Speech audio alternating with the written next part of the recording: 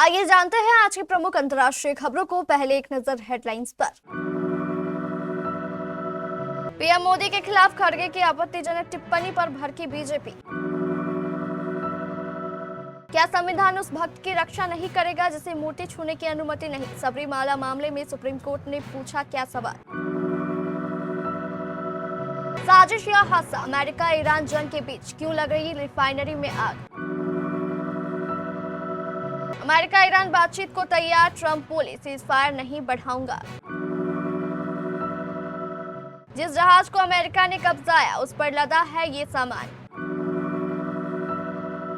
Ceasefire पर आर्या पार, बुधवार को डेडलाइन हो रही खत्म। नॉर्वे का भगोड़ा धोखेबाज पाकिस्तान में, जाने कौन है वह शख्स जिसने जेडी वेंस ने मिलाया हाथ। अब इजरायली जॉनी स्रूजी को एप्पल ने बनाया हार्डवेयर डिवीजन का हेड। आलिया भट्ट की तस्वीर लगाकर कपड़े बेच रहा पाक ब्रांड एआई से हुआ फर्जीवाड़ा। और आईपीएल के बीच आई सीएसके के लिए बैड न्यूज।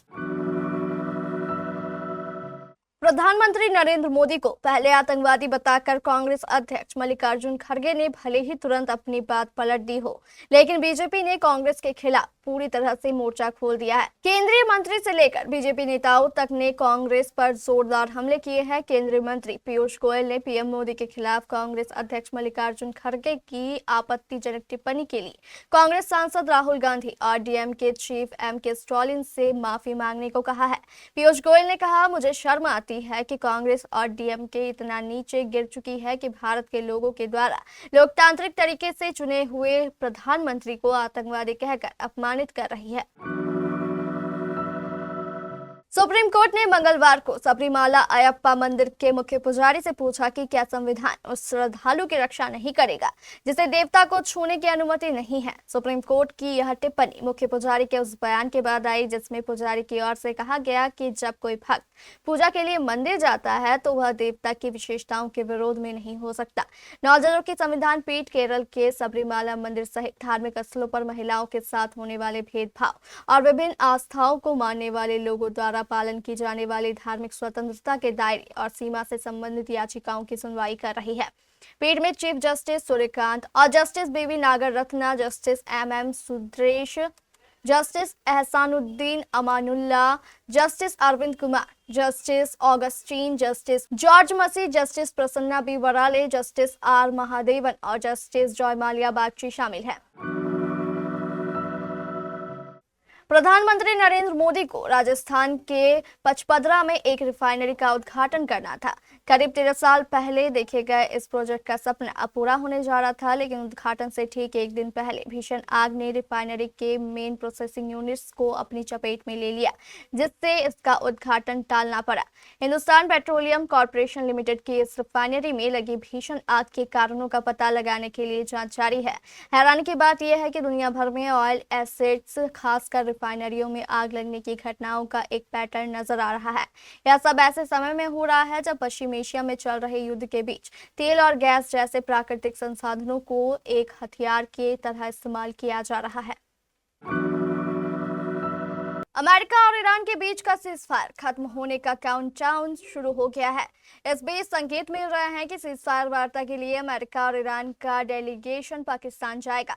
एपी की एक रिपोर्ट के मुताबिक 2 अधिकारियों ने पहचान उजागर नहीं करने की शर्त पर बताया कि अमेरिका और ईरान शांति वार्ता के लिए पाकिस्तान जाएंगी। यह टिप्पणी ऐसे समय पर आई है जब न तो अमेरिका और न ही ईरान ने वार्ता के समय की सार्वजनिक रूप से पुष्टि की है। अमेरिका और ईरान के बीच मध्यस्थता करा रहे पाकिस्तान से जुड़े सूत्रों ने पुष्टि की है कि अमेरिकी उपराष्ट्रपति जेडी वेंस और ईरान की संसद के स्पीकर गलीबाफ बुधवार सुबह इस्लामाबाद पहुंचेंगे और अपनी अपनी टीमों की अगुवाई करेंगे।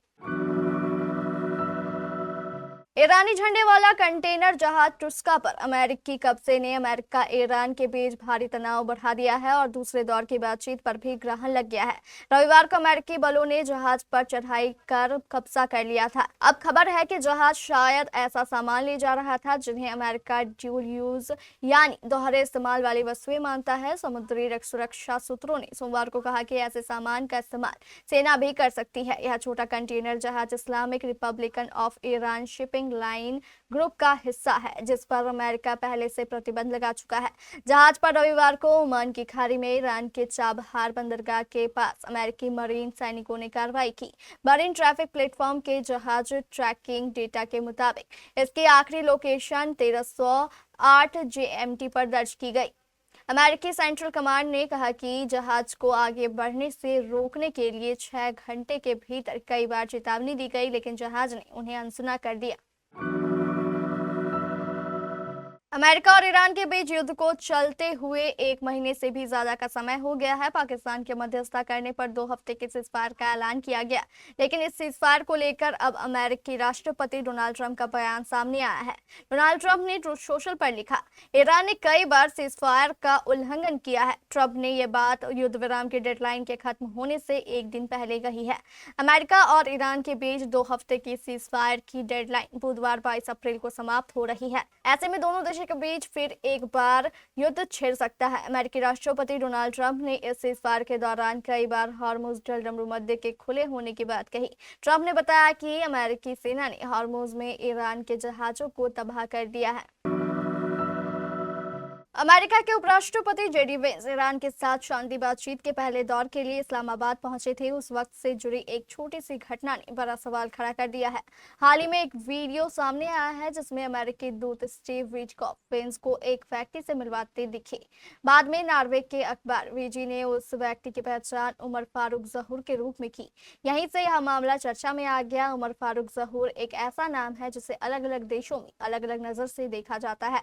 नॉर्वे में वह एक वांटेड व्यक्ति है जिन पर बड़े वित्तीय अपराधों के आरोप हैं, जबकि अमेरिका में उन्हें सम्मानित निवेशक के रूप में देखा जाता है। उमर फारूक जहूर का जन्म ओस्लो में हुआ था।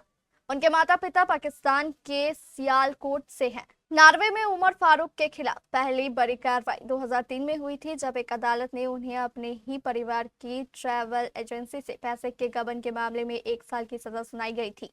लेकिन वह सजा सुनाए जाने के समय कोर्ट में पेश नहीं हुए और देश छोड़कर चले गए। एप्पल में 15 साल के बाद सबसे बड़ा बदलाव हो रहा है। टिम कुक ने अपने इस्तीफे का ऐलान कर दिया है। कंपनी को नया सीईओ भी मिल गया। हालांकि कुक सितंबर तक सीईओ पद पर बने रहेंगे। मौजूदा हार्डवेयर हेड जॉन टर्नर्स में और उन्हें ही कंपनी का नया सीईओ चुन लिया गया है। जॉन टर्नर्स की जगह अरब इजरायली जॉन स्रूजी ले रहे हैं। एप्पल ने जॉनी स्रूजी को चीफ हार्डवेयर ऑफिसर बना दिया है। यानी अब आईफोन, आईपैड, मैक और आने वाले सभी बड़े हार्डवेयर प्रोजेक्ट्स की कमान उनके हाथ में होंगी। यह सिर्फ एक प्रमोशन नहीं बल्कि एप्पल की पूरी हार्डवेयर स्ट्रेटेजी में बड़ा शिफ्ट माना जा रहा है। जॉनी स्रूजी 2008 में एप्पल से जुड़े थे और तब से लेकर अब तक उन्होंने कंपनी के सबसे अहम टेक्नोलॉजी ट्रांजिशन को लीड किया है। एप्पल का खुद का सिलिकॉन बनाना, यानी ए सीरीज और बाद में एम सीरीज चिप्स,